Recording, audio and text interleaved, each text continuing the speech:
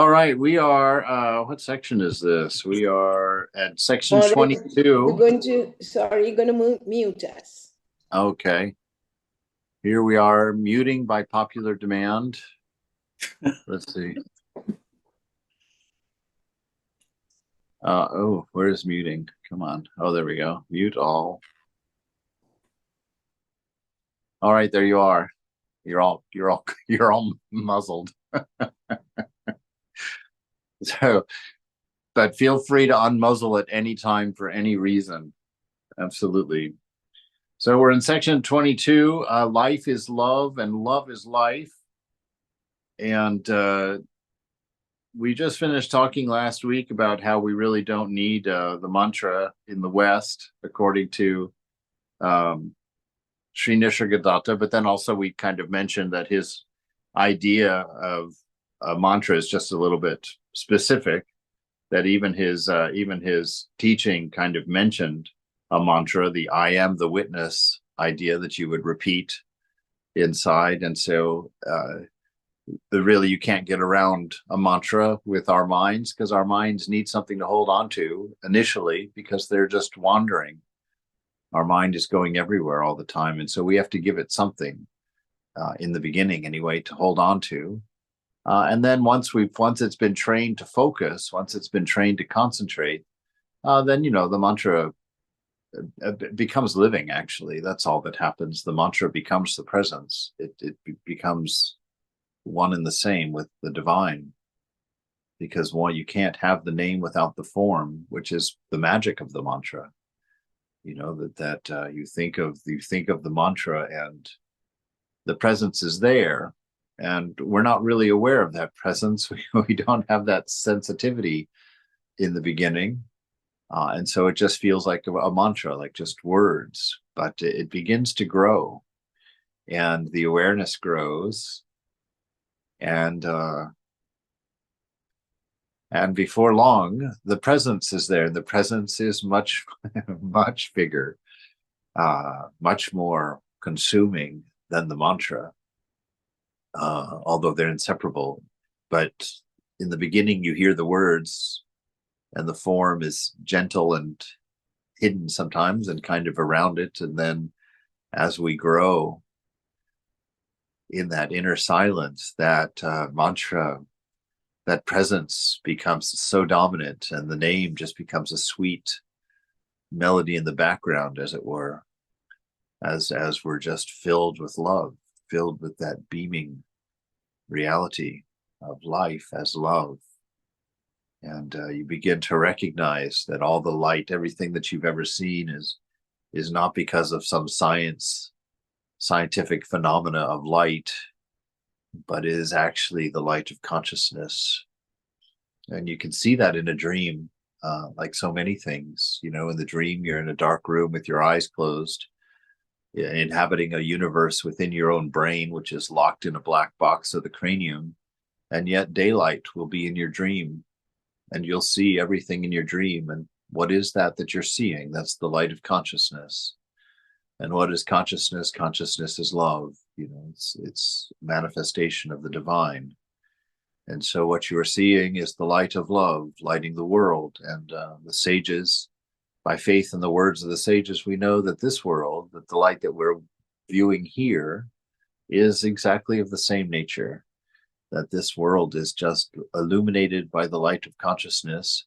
And that even though we've placed our dream world within our self, within our waking self, it's interesting because it is within our waking self, but when you're dreaming, when you're the dreamer in the dream, you still place the universe outside of yourself, even though that universe is within yourself as the dreamer. And so the sages say the same thing about this universe, that it also is within us. And just by the trick of ignorance, the game, the seed of the game, as it were, or the riddle, we've placed this whole universe outside of ourselves and placed ourselves in the universe. And Vivekananda gave us that hint by telling us about Alameda, that this universe, in fact, is within you.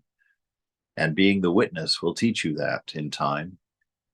In time, when you've realized you're not the mind, and you realize what you're looking at, the whole thing can come down, just like when you used to turn off a TV in the old days.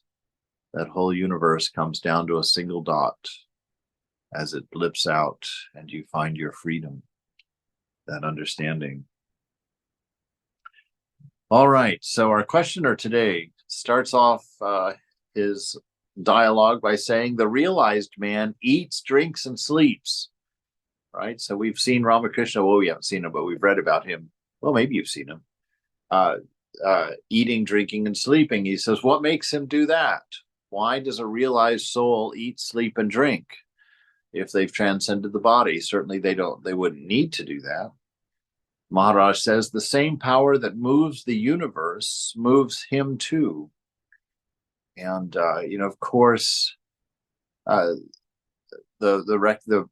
first thought is, of course, that's true for everything. That's true for us as well.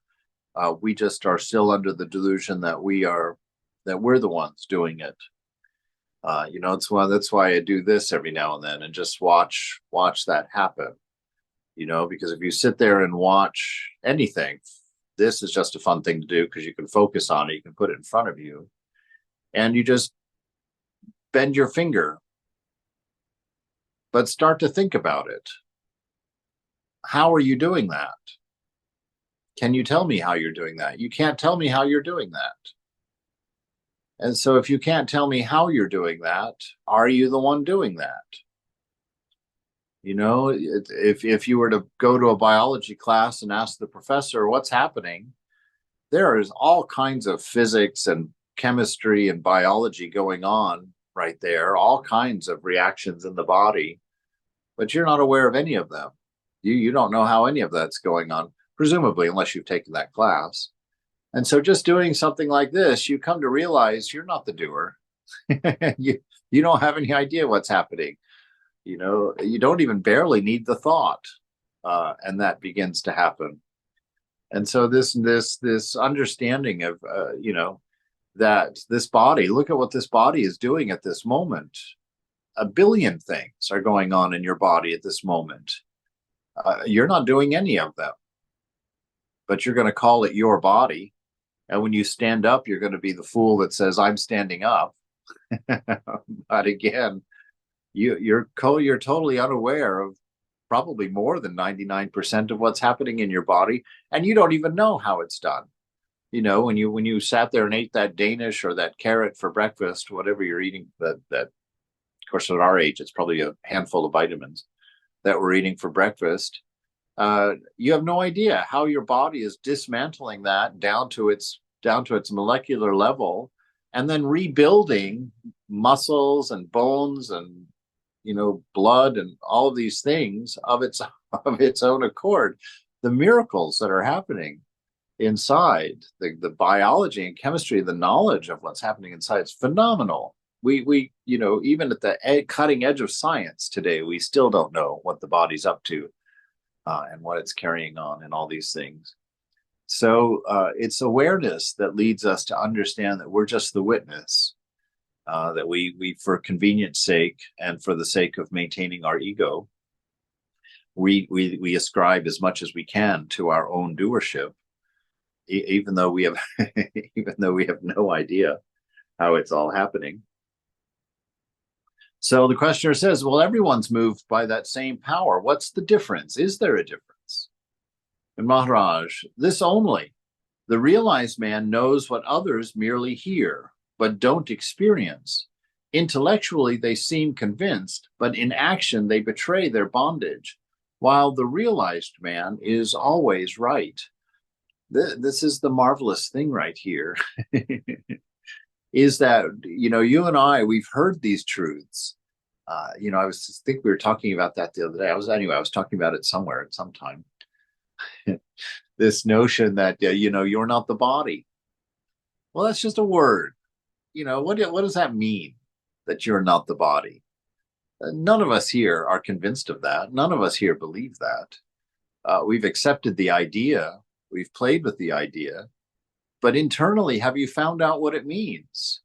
Have you spent enough time inside observing your inner reality to come to a firm understanding that you have nothing to do with this body. That this body is actually not even what it seems. This body is just an idea. This body is just a thought wave. Oh, have you seen that? Until you see that, you don't know that you're not the body, right? And the same with, you're not the mind. Exact same experience. It's like we say that, and yet we camp out in the mind. We've got our whole tent and our campfire and everything set up in the world of change, the world of the mind. And so what Maharaj is saying here is that for us, we live in a world of ideas.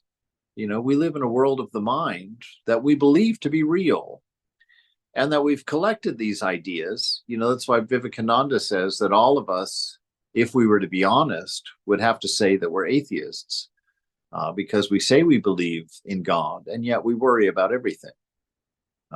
We say that Mother's taking care of us, and yet we've got huge agendas about what needs to be done and when and how. And, the first sign of trouble, we get terribly afraid that Mother's not going to pay the bills this month, or something. And so that's the difference between a realized soul and us, is that the realized soul experiences the world as the observer. There's a knowledge inside. He or she sees that there's no relationship with the body, that there's no relationship with the mind. And in fact, there's not really a body or a mind, even, that they're just thought waves, thought forms, and that we live in a dream world all the time of our own creation. And through ignorance, we inhabit a world of anxiety and hope and love and pain and all of the different myriads of dualities. Because we inside, as we've adventured to see before, have become two people. We've become a listener and a watcher. We've become a doer and an observer. And so the duality is born within our mind. And so we place those things we don't know fully outside of ourselves, and those things that we do know fully, we place inside ourselves, according to Sri Nisargadatta in another place. And so this is how we experience. We first break ourselves into two. We become the witness and the doer, the listener and the speaker internally. And in that ensuing duality, the whole world unfolds and becomes apparent to us as a separate being. But really, for the knower, for the seer, for the realized soul, there's God and God alone, and everything is being watched. Everything is being observed, but that observation is constant. He never forgets that he's observing, never gets beguiled into thinking that he or she is the doer, that he is the one that makes things happen, that he knows that he's one with the universe, and that which is moving the planets and that which is growing the flowers is that which is speaking through this orange-clad goofball in front of you. It's like this is the experience of the divine. So that's the only difference, that a realized man knows what others merely hear, but don't experience. Intellectually, they may seem convinced, but in action, they betray their bondage, while the realized man is always right because he's not the doer. And since he's not the doer, that means the divine, that divine wholeness, that divine isness, the one without a second. Now we're going to get into trouble. How one without a second is going to move, we don't know, but there it is. So the questioner comes back and says, well, everybody says I am. The realized man too says I am. Where is the difference in that? Maharaj, the difference is in the meaning attached to the words I am. Right? What do we mean when we say I am? With the realized man, the experience, I am the world is mine, is supremely valid. He thinks, feels, and acts integrally and in unity with all that lives.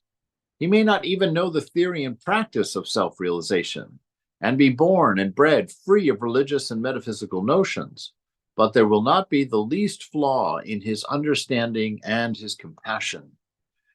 Right? So there's just a knowing. His I, he attaches to all. His I is not a particular. His I is the universal I. the I that is in all things, all living beings, all conscious things. That I is his I. And for us, our I is localized to this body, this mind, this time, this age, this gender, all of the attributes that come along with our locality, our presumed locality. But when you go inside, where is thinking? You know, I just the other day, well, actually a couple weeks ago, I guess I started ruminating on that. Like, what was when we first mentioned borrowing Takor's mind to meditate in? Remember that a couple of weeks ago? We talked about how you can borrow Takor's mind instead of using your own. Well, if you just think about that for a moment, there's no reason that that's not actually true. There's no reason that that has to be just an idea, because where is your mind? Where do you access it? You see, it doesn't have a location. There's not a boundary. You can't point to the edge of your mind and tell me which one is yours. You know, I had an experience. I usually only tell this one in private, but there was a time when I was experimenting, let's say, and I had a friend over and someone rang the doorbell, and I went and answered the door, and the three of us were having a conversation. And in the state that I was in, I realized that all three voices were in my head, even though I assigned them to the people that I had placed outside of myself, Cole, who was standing in the door, and Simon, who was standing in the room with me. I realized that really all three of those voices were actually in my head. Now I could explain them that, you know, Simon had talked, my ear had picked it up, and the ear had put the vibrations into my head. But the experience of that conversation was all happening in my own head. All right. That was step one. I realized that all three voices were equally in my head. And then I asked myself the question, well, how do you know which one is yours? How do you know which of these three voices, since they're all in your head, how do you know which one is yours? And as I kind of got caught up in thinking about that, I actually had the experience of forgetting which voice was mine, because I realized if they're thoughts, they don't really have a sound and they don't really have a distinction. And I sat there and realized that here I was pondering quite deeply about the source of these voices and which one was mine. And while I was completely engrossed in that wondering, I realized that the conversation was still happening. And that made it even stranger. Because I said, well, who is the one that's running the voice that I associate with me? If I'm not even paying attention to the conversation, yet I can observe that the conversation is still carrying on, that it's still going, it's still happening. And so this notion of not being the doer for that moment in that experience many years ago, a long time ago, pointed to that fact. You know, I didn't learn for many years after that was a spiritual reality. Not why I say a spiritual reality, that is the reality, that we are not the doer. That is just our identity with our mind, our identity with our body, our identity with the voice in our head, that convinces us that it is ourself, our small self, and that's our delusion.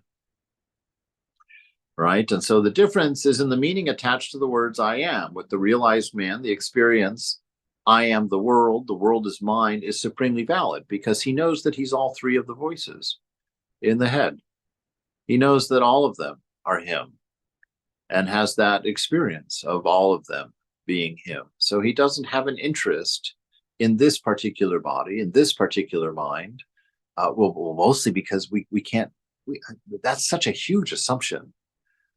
That probably sounds crazy to say, but it really is a huge assumption that you have a localized mind. Because there's no geolocation. When you think, there's no way to know where that's happening. You know? There's no way to know where that's happening. Like there was a time I was laying in bed and thinking about these weird things. thinking about these weird things, and I could feel the cold sheets on the tops of my toes. I was laying on my back and my toes were pointing up, obviously, as they are in most healthy people when they're laying on their back. And the sheet was stretched over my toes, and I could feel the cold sheet on my toes. But it was dark in the room, and actually my eyes were closed at that time. And I thought, how do I know where that feeling is coming from? Is there geolocation information in the feeling of the sheet on my toes? And I began to realize, no, there is no location information in the feeling of the sheets on my toes. It's just a feeling of the sheet on my toes. It's because I have cross-referenced other senses, that I've looked. I said, oh, there's a sheet. Oh, look, there's some toes over there. And I have assigned a geolocation to the feeling of cold sheets on my toes. But the sensation itself has no location. So you see how we use all of our five senses to cross-reference and create a sense of location, a sense of being. But why? Why? If that information's not there. And so in our own mind, all of our thoughts, all of our feelings, they don't have a location. They just are. There's just an isness to them. And our experience internally is not location oriented. That's why wherever you are, there you are. You always take yourself with you wherever you go. Try and run away from a problem. You can't. Because your internal world isn't a geolocation. It's your isness. It's isness, and it's everywhere. And you can take this body anywhere, and there it's going to be there, and your internal world is going to be there. Now, what moved then? Because in your mind you don't move. In your mind you're always in the same place. And so the body moves.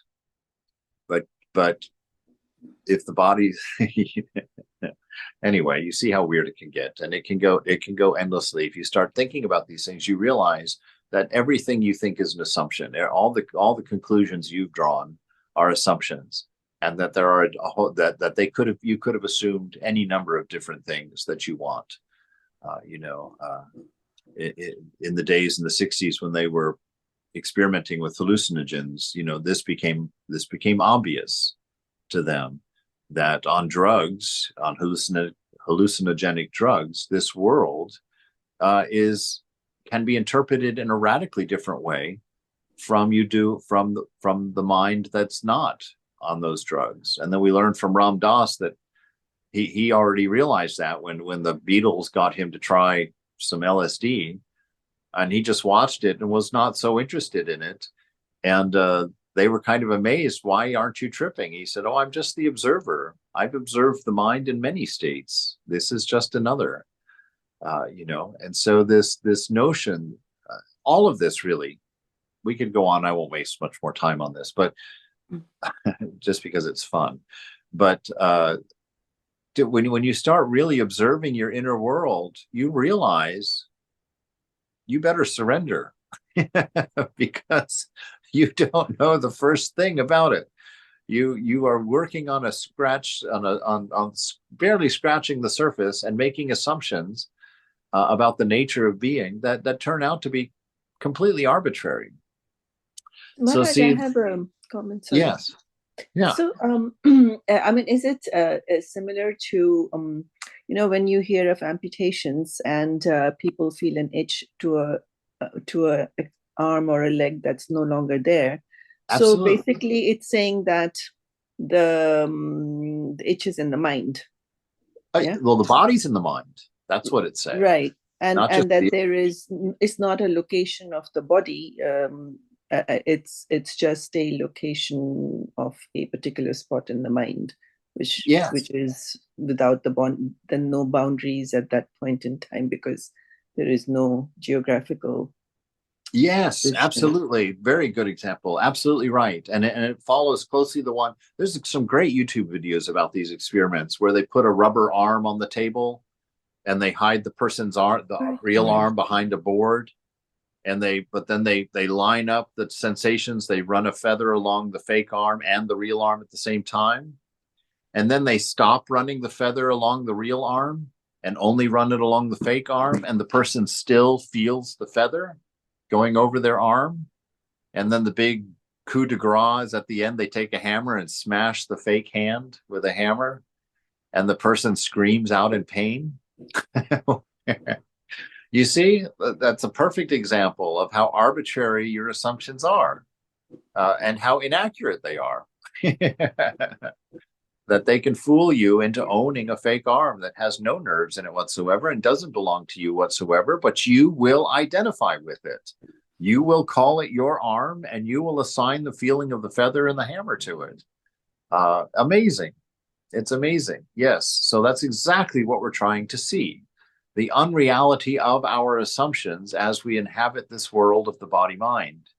And why the sages, the difference in the I am that he's describing here is exactly that. The sage knows that he's just observing all things at once. He won't forget. He won't be drawn into an identity with a particular.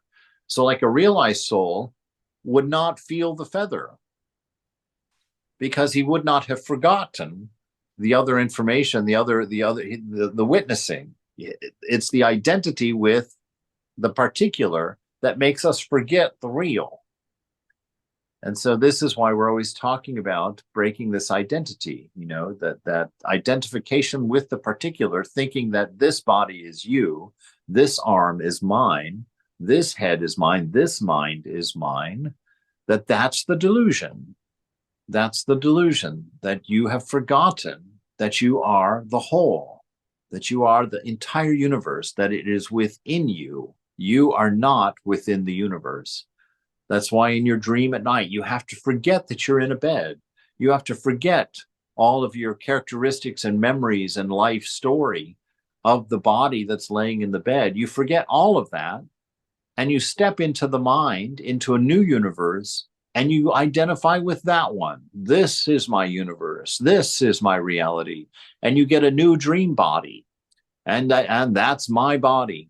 And you get new sensations within that dream, and you say, "Oh, this is my circumstance." And now you're running from thoughts. You've got a gang of youth chasing you down the street of a city, and you're terrified they're going to kill you. What's going on there? Nothing's going on there. Nothing is happening. There is nobody chasing you. You are not in danger. And yet you'll wake up and your heart will be pounding, in terror. And this is the difference between an unrealized soul and a realized soul. A realized soul. Compassion. Sorry. Uh-huh. Where does the compassion come from then?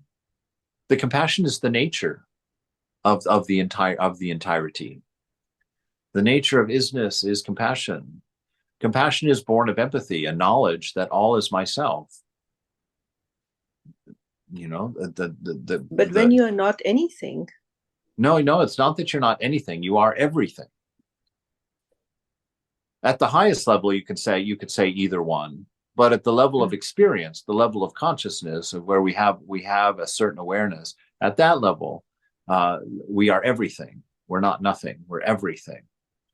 So that's why Sri Nisargadatta says when he sees a homeless man, he doesn't see a homeless man. He sees himself homeless, because he knows himself to be that person. Not in the ideal way that you and I are doing right now, thinking, oh yeah, I can see how that happens. But he actually sees it. We see that in Ramakrishna when he witnessed the servant on the boat getting smacked by the boatmaster, and Ramakrishna's welts came up on his own back. Because of his knowledge that he was all of that. Or the time that he was sitting in the boat and everybody was hungry, and he opened that bag of sweets and consumed the entire bag of sweets without offering anybody any of them. And the person who was writing it down, M said, the amazing thing is that all of them felt themselves filled. Their hunger was sated by the master eating the bag of candies, the bag of sweets. And so that is a demonstration of the truth that we are one, that the ultimate truth is we are everything. You and I are not separate, is the same I that you're using for you to describe your location is the same I that I'm using to describe my location. That there's only one I. And the realized soul knows that. It doesn't just believe it, doesn't just know it as a good philosophical truth. He knows it, and can experience it, can allow it to manifest, like Ramakrishna was doing in those two instances, to teach us, to show us this is not just an idea, that I literally can suffer with the man getting hit on the boat. I can literally fulfill your hunger by eating. And so this is the divine reality.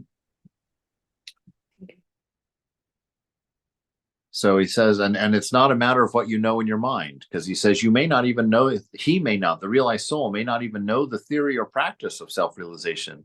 He may be born and bred free of religious and metaphysical notions. So he's telling us even more so, it's not something that you know in your head.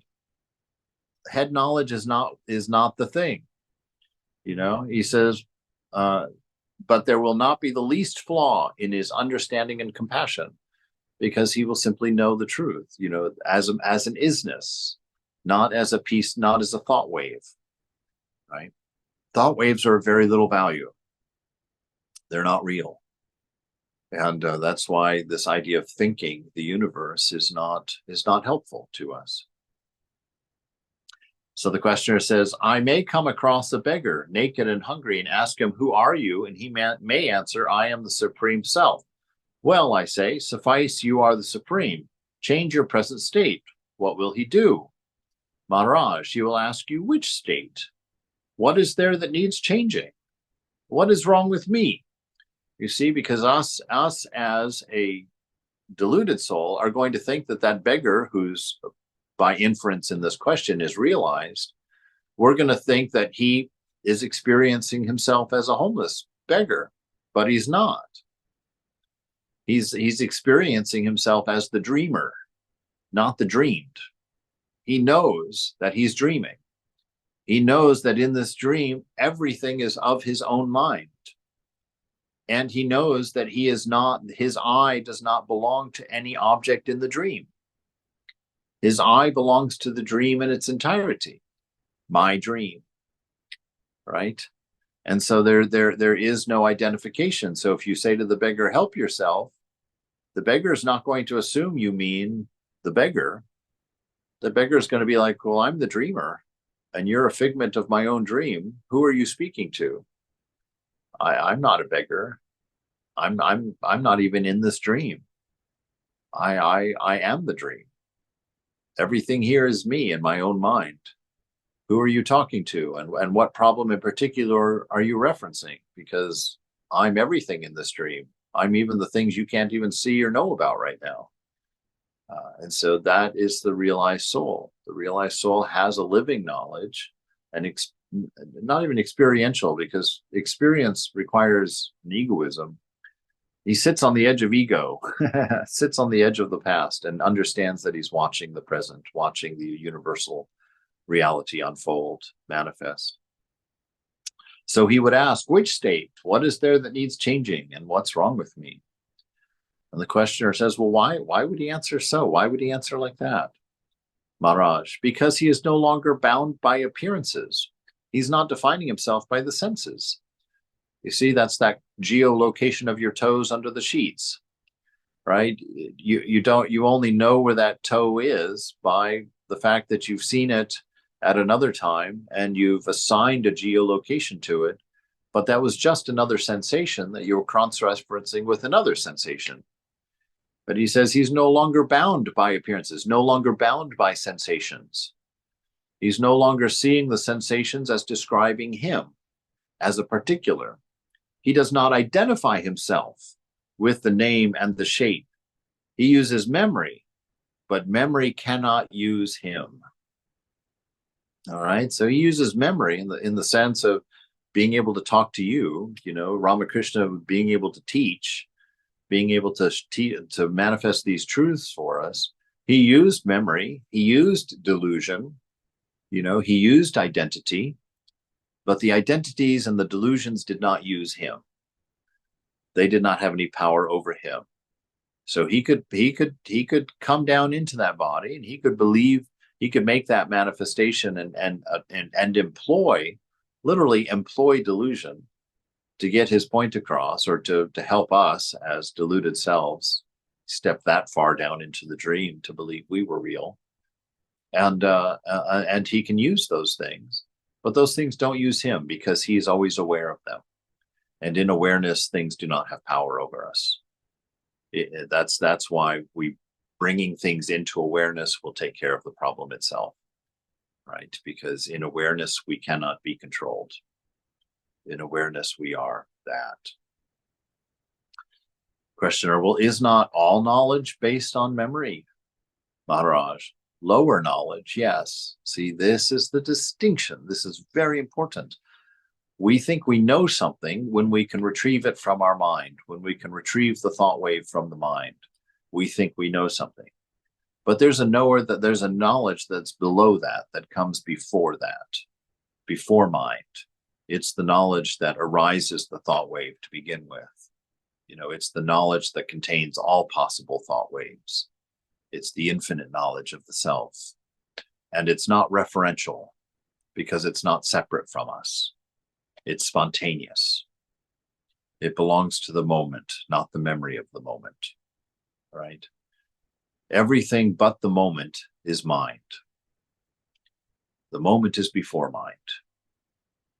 And to be aware of the moment, to actually be present, is to have a silent mind. Because that flash of time it requires for consciousness to reflect in mind, places us in the past. So as ego beings, we live on the edge of the past, observing the present. We do not live in the present, right? Our ego is perched on the edge of past and views the moment. That's why we see change. That's why we see movement, because the mind is constantly having to explain the difference between the memory it's sitting on and the perception it's having of the present moment. And so those two things, it's like sitting in the previous frame of the film and looking at the next frame. The mind is constantly explaining the difference via movement. So it's imagining movement where there is none. It's imagining change where there is none. The moment always is what it is. There is no change in it. Egoism, which sits on the last frame of the movie and looks at the current frame, explains it by change, explains it by movement, explains it by cause and effect. But in fact, there's no movement. There's just one eternal movement, a moment that it always is. So is not all knowledge based on memory? Well, yes, lower knowledge is. Higher knowledge, knowledge of reality, is inherent in man's true nature. It is not separate from you. It is not referential. You don't have to call it up on the computer screen. It is there spontaneously, just like this. This is a great example of higher knowledge. You can't reference it. You don't know what's happening when you do this. You don't know how it's being done. It's just immediately available to you at the thought of moving your finger. Boom. Available to you. But in your conscious mind, you'd have to go to school for at least a semester to figure out, to have an idea of what's happening and how this is done, right? So it's an example. It's not actually a living example of inherent. Well, it is in a way. It works anyway. So you don't have the referential knowledge of how to do this, but you have the knowledge of reality of how to do this. You barely think it, and it's there instantaneously. You don't have to actually make the ATP do whatever it does in the muscle tissue to cause a contraction, and the nerves that are giving you all the information about doing that. You don't have to know all that. You don't have to do any of that. That's all referential knowledge. That's lower knowledge. The higher knowledge says bend finger, finger bends. It doesn't even have to say bend finger. It's pretty much instantaneous. So lower knowledge, yes. Higher knowledge, knowledge of reality is inherent in your nature. It's what you are. It's not separate from you. That's why it doesn't have to be referred to. It is you. You are intelligence, right? As an ego self, you're intelligent, but as your real self, you are intelligence itself. Can I say that I am not what I am conscious of, nor am I conscious, nor am I consciousness itself? Maharaj, as long as you are a seeker, better cling to the idea that you are pure consciousness, free from all content. To go beyond consciousness is the supreme state, right?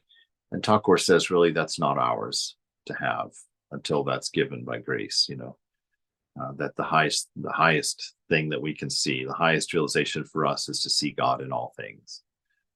As long as there's objects, there's consciousness.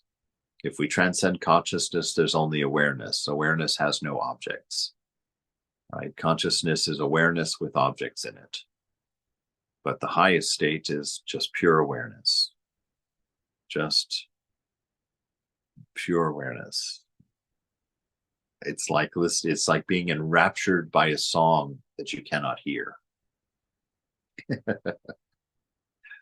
Being enraptured by a song that you cannot hear. So that would be the supreme state. Hearing the song would be consciousness. So you can see how beautiful that would be, to be enraptured by the song without having to hear it, without having to have it go through a stage of manifestation, that just the potential of the song can enrapture you.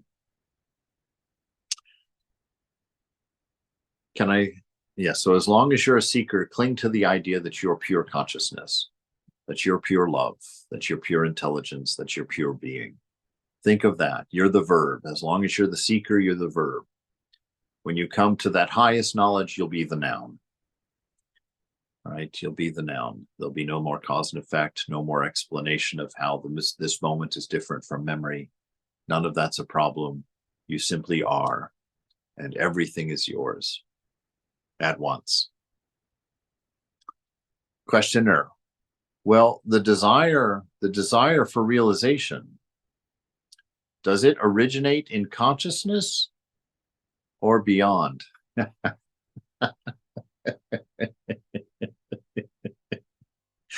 Maharaj, in consciousness, of course.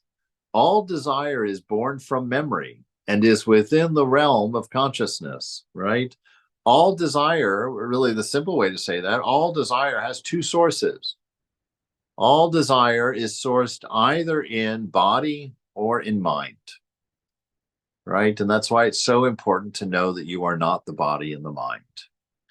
Because once you realize that, you'll realize that you don't have any desire, that you never did, that you confused yourself with the body and you thought that the desire for pizza was your desire because you identified with the body.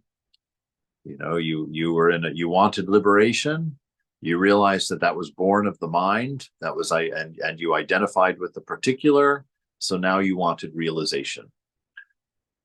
And when you realize that you're not the body and that you're not the mind, then you realize I've always been realized. Silly me. I've always been content. Silly me. I've always been blissful. Silly me. Once you've sorted out who you are, when you've separated yourself from the body and from the mind, experientially, internally, by doing your practice and by being the witness, watching everything closely, all of this will fall away. That's all that is necessary. Be aware of awareness. That's it. Just don't get caught up in the story. As soon as you identify with your toes, there's a story. How did they get there? Why are they over there and I'm over here? And if they're over there and I'm over here, then how is it that I think they're me?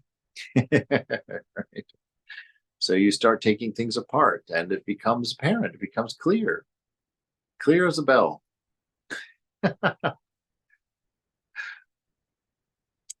In consciousness, of course, all desire is born from memory and is within the realm of consciousness. What is beyond is clear of all striving, right? Because there is contentment. There is no need. If you didn't want or need something, where's the striving, right? You don't have to go buy a stereo that you already own. That's why it's okay to. That's why wanting realization is not really a desire, because you're wanting something that you already own, something that's already yours. The very desire to go beyond consciousness is still in consciousness, because you have to be unaware of what you are in order to desire that. So it happens in consciousness. You have identified yourself with the world of change, and so change becomes necessary for getting what you want. Stop identifying with the mind, which is where the world of change happens. Stop identifying with thought waves, which is what causes change and what causes time, actually. Stop identifying with thought waves and recognize them as thought waves, and recognize that you're observing them. And because you're observing them, you are by necessity not them. And if you're not the thought waves, you are nothing experientially. Nothing can be experienced, because you are all experience. You are all of it. The thought waves just meter it out in little pieces because you identify with the particular, right? But when you let go of thought as your identity, you realize you are the source of all thoughts, that anything that could arise in the world of consciousness arises out of you. So you are the supreme owner. Is there any trace or imprint of the beyond on consciousness? No, there cannot be, because it is the thing itself. How can the thing itself make an imprint on itself? No. Is there any trace or imprint of the beyond on consciousness? No, there cannot be. Questioner. Then what is the link between the two? Oh, good question. What is the link between the two? How can a passage be found between two states which have nothing in common? Is not pure awareness the link between the two? Even pure awareness is a form of consciousness, right? Because it's something you're thinking about. And you can only think about things that you've separated from yourself.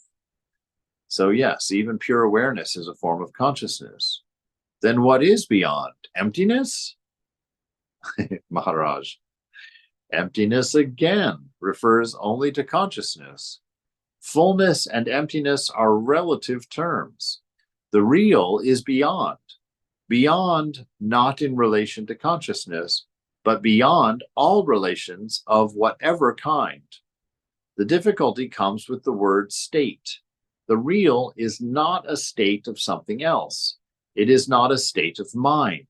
It is not a state of consciousness or a state of psyche, nor is it something that has a beginning and an end, being and not being. All opposites are contained in it, but it is not in the play of opposites. You must not take it to be the end of a transition. It is itself, after the consciousness as such is no more. Then the words I am man or I am God have no meaning. Only in silence and darkness can it be heard and seen. Yes, you can only be what you are when everything ceases to tell you what you are. Right? That's the point of meditation. Go deep, Thakur says, dive deep.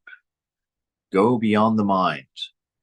And when you hit that silent place, you will know what you are when nothing is telling you what you are.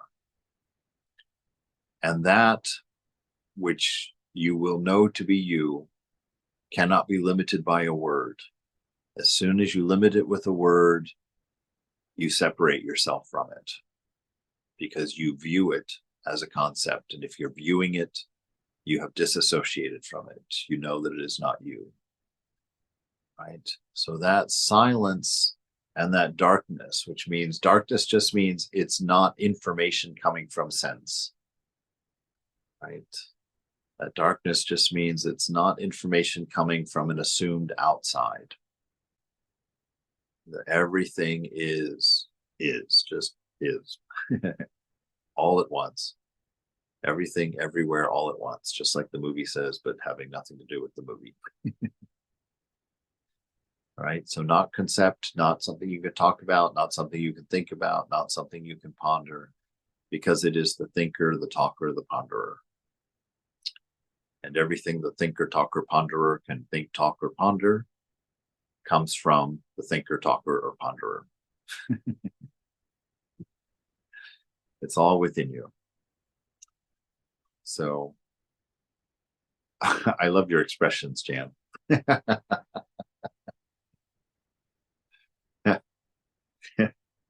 It makes me think you're teetering right on the edge, just a little poke, and you're going to go right into the pool. So the real is not a state of something else. It is not a state of mind or consciousness or psyche, nor is it something that has a beginning and an end, not a being or a not being. All opposites are contained in it. But it is not in the play of opposites. You must not take it to be the end of a transition.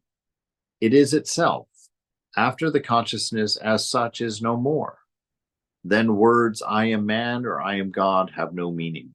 Only in silence, right, the quiet of the mind, when the waves of the mind have stopped, and in darkness, meaning the sensations, the senses have silenced, can it be heard and seen, right? And he's using that metaphorically. It just becomes isness. But the isness, the understanding is full. Clarity is real. The knowledge is absolute and unchanging and infinite. But you know it. It's just, but in those terms, it's useless in that sense, because you know it, but it's not separate from you, so you can't go grab it or pick it up. If you could do that, it would be like being able to pick yourself up. You'd be able to reach under your knees right now and pick yourself out of the chair. I don't think you can do that. But that's the experience of realization. Right. Okay. That's a good place to stop right there.